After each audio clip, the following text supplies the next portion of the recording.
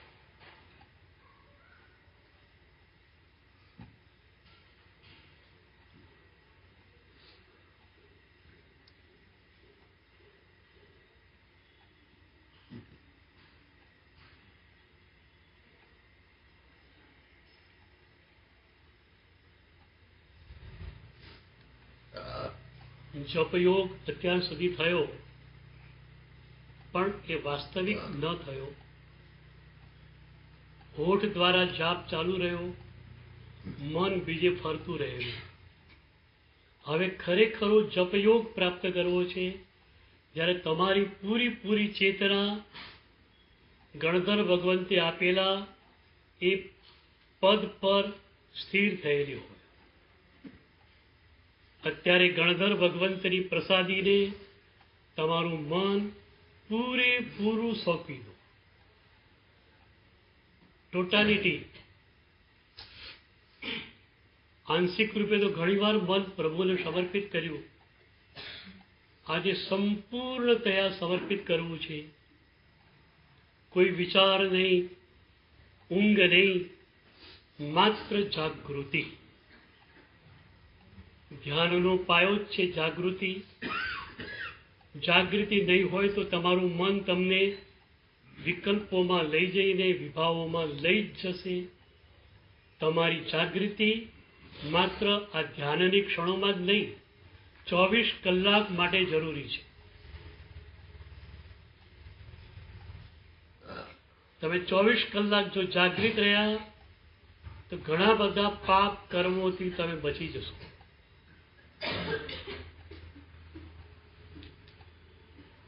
ત્રણ મિનિટ માનસ જાપ.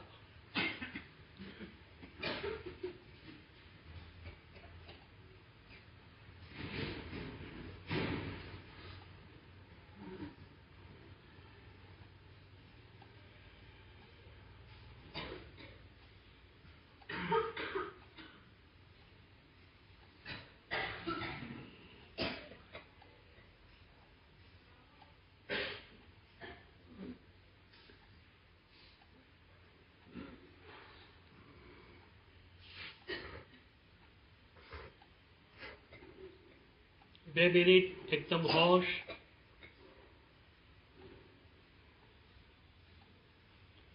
શરીરને ટટ્ટા રાખવું એ પણ કાયમ માટેનું શાસ્ત્રીય વિધાન છે. કોઈ પણ યોગ શાસ્ત્રનું આસન નહીં, પગની સ્થિતિ ફેરફાર વાળી હોય, ઉપરનું શરીર તો ટટ્ટાર જ હોય. રીઢ આપણી કરોડરજ્જુ બિલકુલ સ્થિર જોઈએ. ટટ્ટાર. કરોડરજ્જુ એ જ મેરુદંડ છે. મેરુદંડ ક્યારે ઝૂકે નહીં.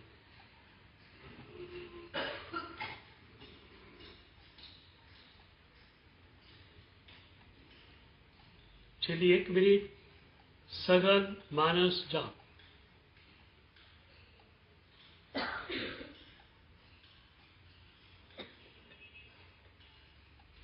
બીજું કાંઈ જ નહીં, માત્ર જાપ.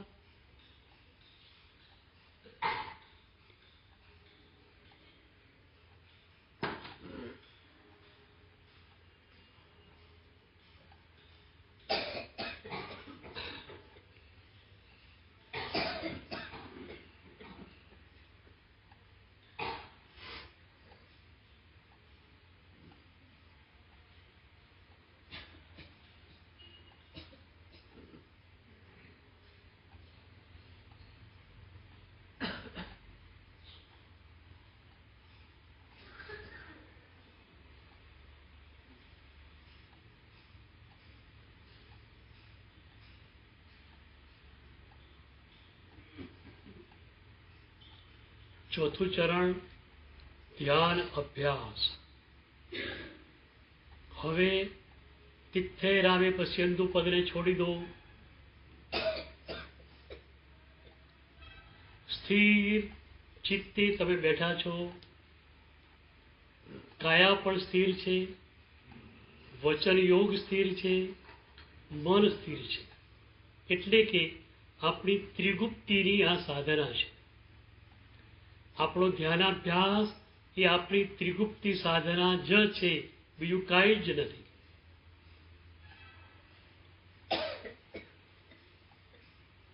તો હવે પદ પણ નથી. કરવાનું શું? શાંત ચિત્તે બેસવાનું.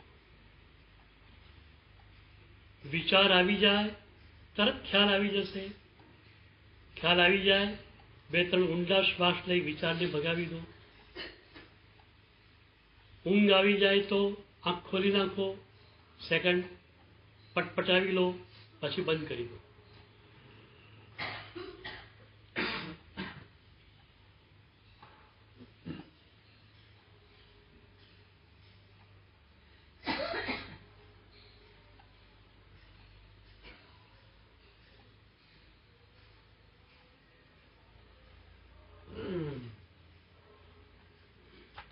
તમે શાંત છો, પ્રશાંત છો. ઘોંઘાટ, કોલાહલ, વિકલ્પોનો હતો. તમારી ભીતર તો માત્ર શાંતિ છે. એ શાંતિનો અનુભવ કરો. અત્યાર સુધી મન વિચારોમાં રહ્યું, થાકી ગયું એટલે ઊંઘી ગયું. આનો અનુભવ થયો ને. હવે વિચાર નથી, જાગૃતિ છે તમારી પાસે. ત્યારે તમને તમારી અંદર રહેલ શાંત દશાનો અનુભવ થશે. સબત્વને કારણે એક શાંત દશા આવી છે, એનો અનુભવ થશે.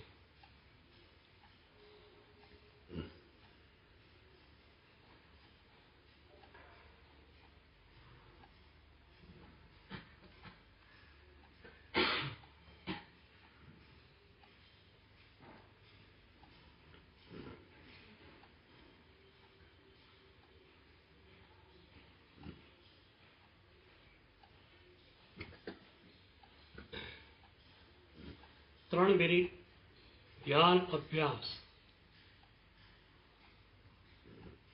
શરીર ટટ્ટાર, કોઈ વિચાર નહીં. તમારી અત્યારની સાધના એ છે કે બહાર જતા ઉપયોગને, મનને તમારે રોકવું છે. વિચાર આવ્યો એટલે તમે બહાર ગયા. વિચાર તમારું સ્વરૂપ નથી. કોઈ પણ વિચાર આવે, વિચારને કટ ઓફ કરી દો, ડિલીટ કરી દો.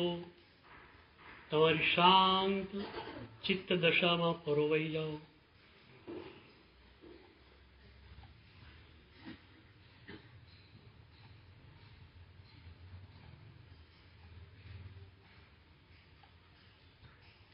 પગ ખોટી રીતે ટ્રીટ થયેલા હોય ને ત્યારે આડા આવડા પડ્યા કરે, પણ ડૉક્ટર પૂરી ટ્રીટમેન્ટ આપે તો એ સીધા થઈ જતા હોય છે, વ્યવસ્થિત ચાલ થતી હોય છે. એમ આપણા મનની ચાલ બિલકુલ ગરબડવાળી છે. તેનાથી કંઈ મળવાનું નથી. એવા પરમાય સતત જાય છે. પેલા આમ કર્યું, પેલા આમ કર્યું, પછી તને શું મળવાનું હોય? તો અત્યારે તમે એકદમ શાંત દશાનો અનુભવ કરો.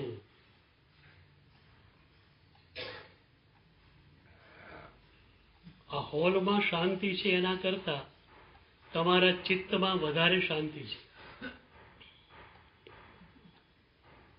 એ શાંત દશાનો અનુભવ કરો.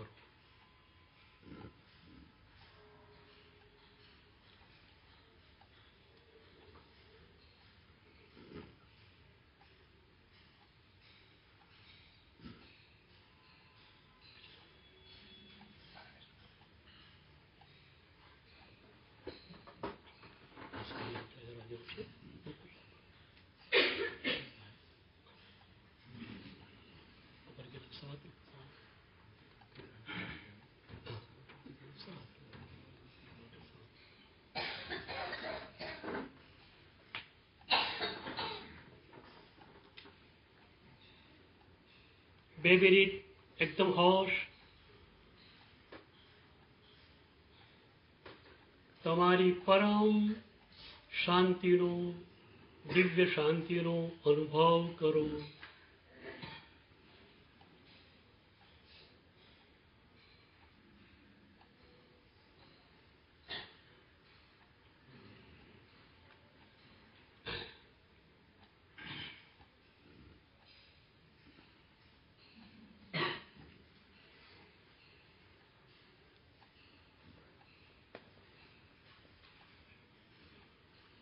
છેલ્લી એક મિનિટ એકદમ સજગતા, પ્રભુની કૃપાનો અનુભવ કરવો છે. સમત્વ રૂપે, શાંત દશા રૂપે પ્રભુની કૃપા વરસી જ રહી છે. અત્યારે આપણે એનો અનુભવ કરવાનો છે.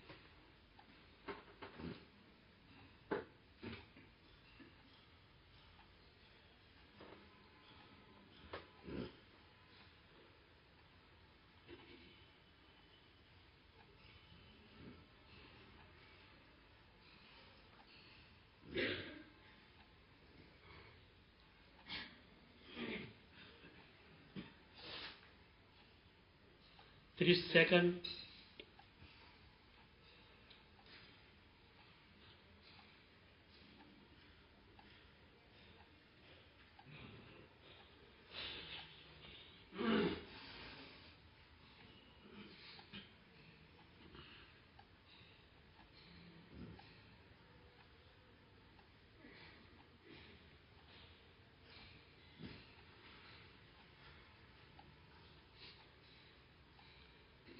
ખોલી શકો છો.